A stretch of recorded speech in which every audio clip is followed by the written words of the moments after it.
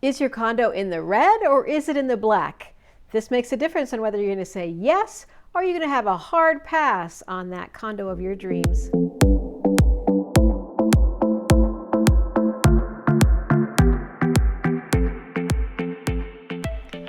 When you are reviewing the financial status of any condo in any HOA, you need to make that a personal decision. You need to take it personally. It is not the time to be shy. It is the time to ask questions. If there's anything in the financial reports of that potential condo building, ask about it. Why? It is an indicator. It is the evidence of how that condo building makes decisions and is planning for its financial future. And I mean for today, making decisions for today, how they're maintaining the property today, and you shall have some visual access to that. You can walk the property and see how are they making decisions. Do they have enough money to make sure that their amenities are well taken care of? And then also, how are they planning for the future of those amenities? Definitely everything has a lifespan, and you can't just one day come up with the entire amount of money that you need to replace anything, a central heating, air conditioning, a pool, gym equipment, all the things that need attention. How that planning takes place so that there are no surprises, no big shock when you get into this community is really, really important.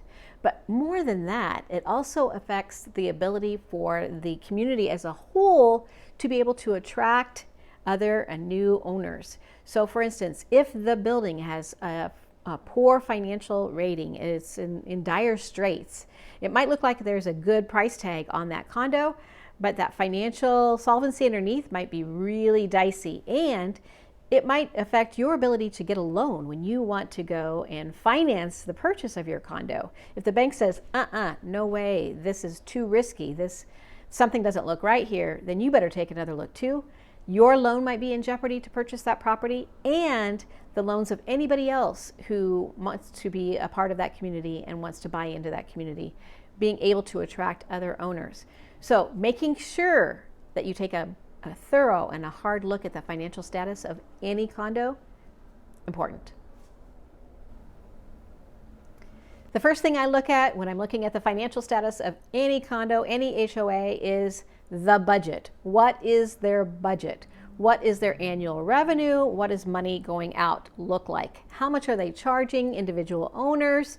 And then how much is turning around and going back out the door to pay for whatever the ongoing costs of that building? Understanding that cash flow is essential and helps you predict what your budget's going to be, so you know that if that HOA fee is steady or not. Another important piece of the puzzle when you're looking at the financial status of an HOA is the reserve funds, those capital reserve funds, that rainy day money, that nest egg of dollars that's reserved specifically for a major expense.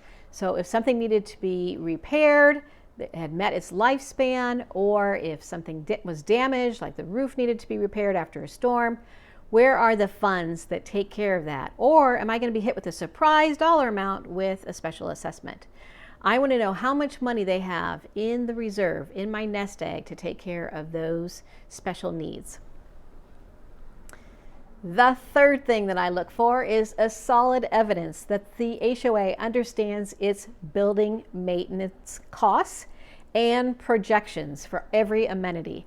That means it must know the lifespan of anything major that functions and keeps that building operational and keeps it in peak form. So that means, what is the lifespan of the carpeting that runs throughout the building?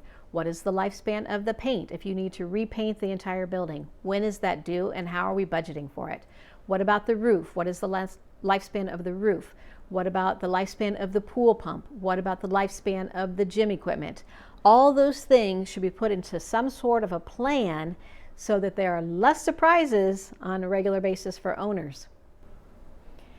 One of the things I pay close attention to when I'm looking at a financial viability of any HOA is the patterns of special assessments. How much are those special assessments and how frequently do they come? It could be a red flag.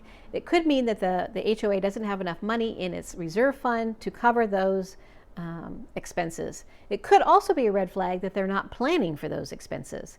Or it could be that the HOA has decided to keep their HOA fees very, very low on a monthly basis, with the understanding with its owners that it is going to have these frequent or regular special assessments to cover any major costs.